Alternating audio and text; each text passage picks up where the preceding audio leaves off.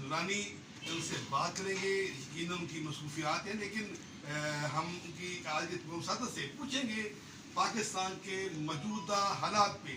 پاکستان کے حالات کس طرف جا رہے ہیں, سیاسی معاشی جو استحکام کے بارے میں پوچھیں گے, مذہبی معاملات پر پوچھیں گے, اور ایک سیاسی جماعت کے بارے میں جس پر بات ہوئی ہے اس پر پابندی, اور ایک مذہبی جماعت پر پابندی کے بعد اب سیاسی جماعت پر پابندی لینے جا رہی ہے. آئیے پوچھتے ہیں شاہ محمد اویس نورانی سے.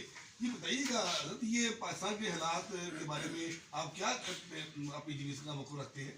بسم اللہ الرحمن الرحیم. جمہوریہ پاکستان سیاسی جماعت ہے اور اس کا موقع بڑا واضح ہے کہ ہم یہ سمجھتے ہیں کہ سیاسی نظام اور استحکام جو ہے ملک کے اندر جب ہوتا ہے جب قیادت جو ہے اور مستقل ہو کر پورے ملک کو نظام کو چلاتا ہے. آج سے 3 سال قبل کے گوشوارے اور نظام دیکھ لیجیے اور آج کے تو وہ بہتری کی طرف ہے. یہ نہیں ہو سکتا کہ ہم کہیں کہ بالکل سب ٹھیک ہو گیا ہے, ابھی اس میں بہت وقت لگے گا. کم از کم نہیں تو میں سمجھتا ہوں 5 سال اور چلے گا. پالیسی جو اپنائی گئی ہے جس سے آپ کو فورن آفس بھی ماشاء اللہ سے ایکٹیویٹ ہوا ہے, افواج پاکستان کو بھی فتح ملی اور ایک محاذ ملی, 2 محاذوں کے اوپر ملی الحمد للہ, افغانستان سے بھی ہندوستان سے بھی. اور پھر سب سے بڑی بات یہ کہ 27 رمضان مبارک کو پاکستان معرض وجود میں آیا تھا جس کو ہم کہتے ہیں لیلۃ القدر. اور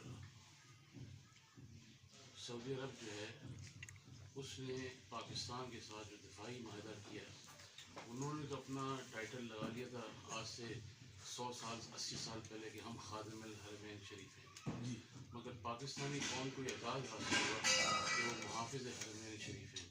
تو یہ سب سے بڑا اعزاز ہمیں ملا ہے الحمدللہ کہ ہماری پاکستان کی افواج جو ہے, اور اس کے فوائد یہ ہوئے کہ دوسرے اسلامی ممالک مثلا قطر اور اب کویت اور ابھی حال میں ہی بحرین جو ہے وہ دفاعی معاہدہ پاکستان سے کرنے جا رہا ہے. شاہ صاحب میری کوشش ہوگی کہ میں اس میں زیادہ سے آپ سے معلومات لوں.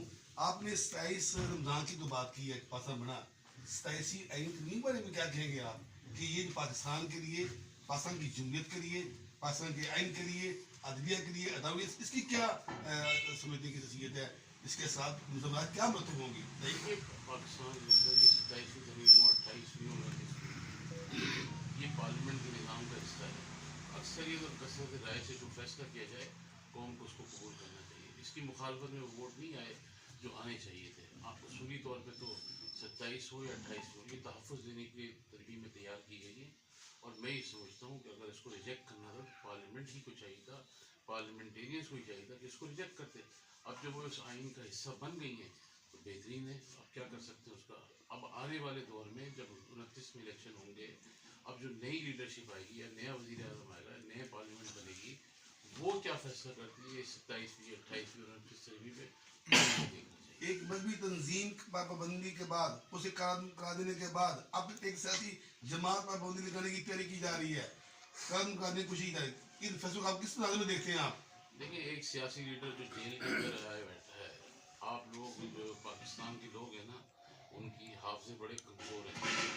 آپ لوگ یہ سمجھتے ہیں کہ وہ جو ڈڈیالہ کی جیل کے اندر بیٹھا ہے اور اس کی جماعت کو قلعدم کرنا چاہیے, اور وہ پروسیس چل رہا ہے, اس کی جماعت قلعدم ہوگی نہیں ہوگی یہ فیصلہ کورٹ کرے گی. مگر آپ لوگ یہ کہتے ہیں کہ اس پہ بڑا ظلم ہو رہا ہے.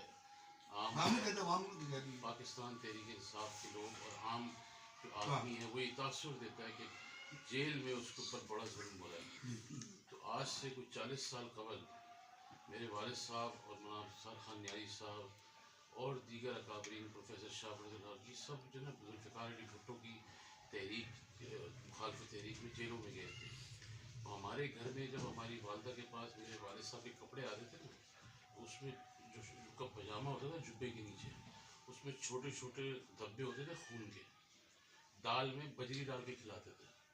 اب یہ جو میں بولنا نہیں چاہ رہا, یہ تو خبیث جو ہے دیسی مرغا اور اپنے کاجو بادام, کمرے میں کولر لگا ہوا ہے, پنکھا ہے, 44 لاکھ روپیز کا اس کا ایکسرسائز کا جم بنا کے دیا, تقریباً 3.5 سے 4.25 کمرے, یعنی اس سے بڑے اس کے پاس کمرے ایکسرسائز کرنے کے لیے. اتنی سہولتوں کے ساتھ یہ جیل ہے کوئی, اتنے آرام سے بیٹھا ہے.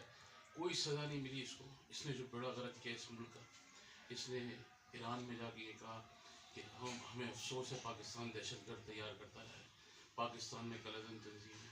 ملیشیا میں جا کے کہا کہ ہم سعودیہ اور سب ملکوں سے اتحاد ختم کر کے اپنا ایک الگ نیا پینل بنائیں گے. اس کے بعد اس نے IMF کو خط لکھا کہ آنے والے دنوں میں ہمیں لون نہ دیں. تمام بجٹ جو پاس کیے اس نے, یہ سارے جو آپ کو موبائل کے اوپر جو ٹیکس نظر آتا ہے 1 لاکھ روپے 80,000 روپے, یہ سب اس کے دور کا ہے. فارن پالیسی اس کی کیا تھی آپ مجھے بتائیں. رشیا چلا گیا, امریکہ سے لڑ لیا, پھر سعودیہ سے لڑا 4 دفعہ. یعنی یہ کوئی باہر کی بات نہیں ہے. DGISI سابق جو تھے انہوں نے اندر بیٹھ کے سب کو کہا ہے کہ 4 دفعہ ہم سعودیہ کو منانے گئے ان کے بد اخلاقی اور ان کے رویے کی وجہ سے. تو آپ یہ سوچ لیں کہ اس طرح کے جو آپ کہتے ہیں نا, جب کوئی ہمدردی اظہار کرتا ہے, کون سی جیل ہے یہ کوئی جیل ہے؟ یہ تو بڑا آرام سے ریلیکسڈ ہے. یہ تو کوئی جیل نہیں. جیلیں تو وہ تھیں جو خان عبد الولی خان نے کاٹی, نواب اکبر خان بگٹی نے کاٹی, مزاری نے کاٹی, اپنا